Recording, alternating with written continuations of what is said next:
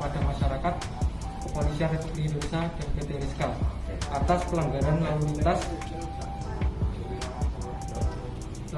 tidak menggunakan helm saat berkendara di jalan di sekitar stasiun balapan untuk mencari makan. Kami sangat-sangat menyesal dan berjanji tidak akan mengulanginya lagi, dan kami siap menerima sanksi sesuai aturan yang berlaku. Terima kasih.